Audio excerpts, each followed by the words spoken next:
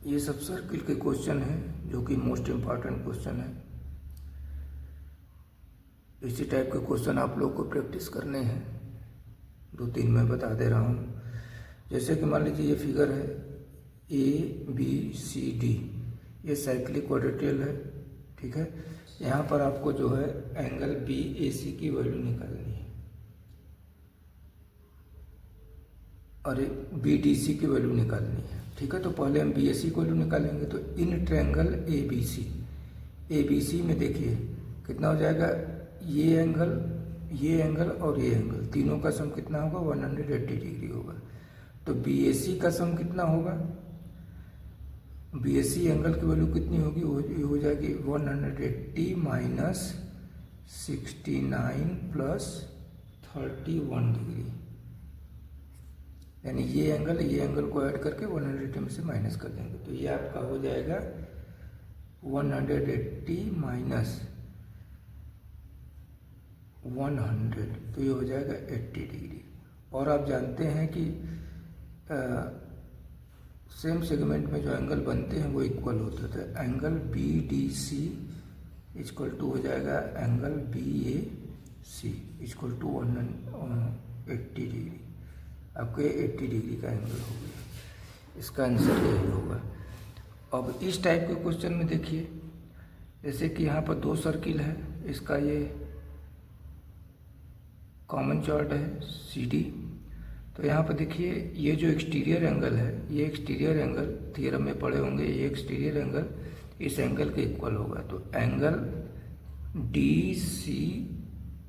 DCF equal to हो जाएगा angle BAD, angle BAD equal to हो जाएगा 75 डिग्री, यानी DCF आपका है x डिग्री इक्वल टू हो जाएगा 75, यानी x की वैल्यू आपकी हो जाएगी 75 डिग्री। अब आप देखिए, अब आप जानते हैं कि जो साइक्लिक होता है उसका जो ये एंगल और ये एंगल, इन दोनों एंगल का सम कितना होगा, 180 डिग्री होगा। तो x plus y equal to हो जाएगा 180 डिग्री। तो आपका जो x की वैल्यू हो जाएगी 75 प्लस वाई इक्वल टू 180। तो y की वैल्यू हो जाएगी 180 माइनस 75, तो ये हो जाएगा 105 डिग्री। ऐसे ही एक क्वेश्चन और है, देखिए। अब जैसे कि मान लीजिए क्वेश्चन नंबर 3 है, ये क्वेश्चन है इस टाइप से, ये फिगर हो गया, कॉर्ड हो गया AB, ये आपका हो जाएगा AOB, ये आएगा इधर, ये हो जाएगा 40 डिग्री, ठीक। तो हो जाएगा ABC। अब आपको जो है AOB की वैल्यू निकालनी है। तो AOB की वैल्यू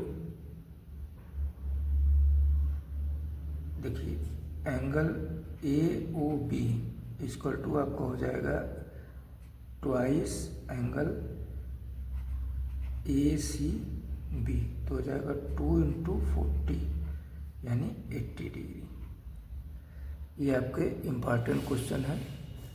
इसको आप लोग, इसी टाइप के क्वेश्चन को आप लोग जो है बेहतरीन तरीके से प्रैक्टिस करिए। ओके। अब देखिए नेक्स्ट क्वेश्चन इसी में है। क्वेश्चन है, मान लीजिए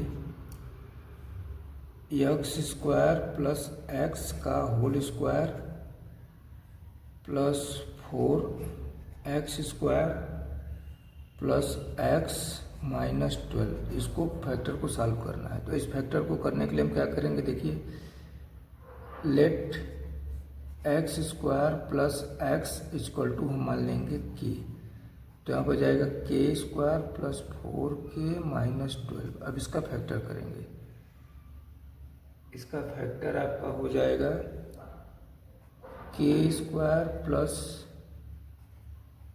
6k माइनस 2k माइनस 12, अब यहाँ से k कॉमन निकालेंगे तो यहाँ बचेगा k प्लस 6 और यहाँ से -2 कॉमन निकालेंगे तो k प्लस 6, तो ये हो जाएगा k प्लस 6 और k माइनस 2, और इसी में फिर k की वैल्यू पुट कर देंगे, पुट वैल्यू ऑफ k, तो k की वैल्यू कितना हो जाएगा x square plus x plus 6, और सेकेंड हो जाएगा x square plus x minus 2। अब देखिए, अब इसका फैक्ट जब जिसका फैक्टर हो जाएगा उसको हम कर देंगे। तो अब देखिए x square plus x plus 6, इसका फैक्टर तो नहीं हो पाएगा, इसका हम कर देंगे, तो x square plus x plus 6, और इसका फैक्टर हो जाएगा x प्लस 2 और x माइनस 1, ये आपका आंसर हो जाएगा। ठीक, ओके।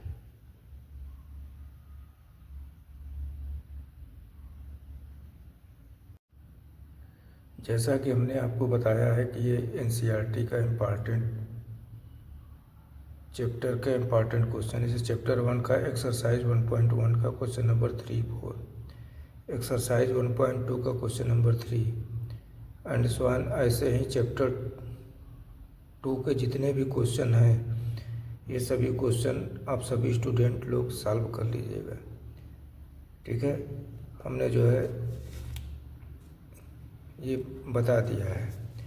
नेक्स्ट आपका जैसे चैप्टर 8 है, एक्सरसाइज 8.1 का क्वेश्चन नंबर 6 और 5, एक्सरसाइज 8.2 का क्वेश्चन नंबर 1 और 5, एग्जाम्पल 1 एंड 2, 4, 5, चैप्टर 9 का उसी टाइप से है।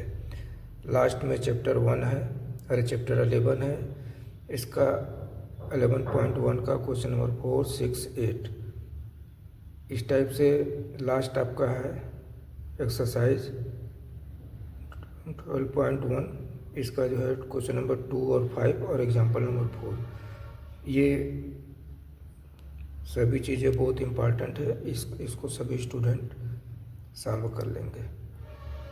ओके।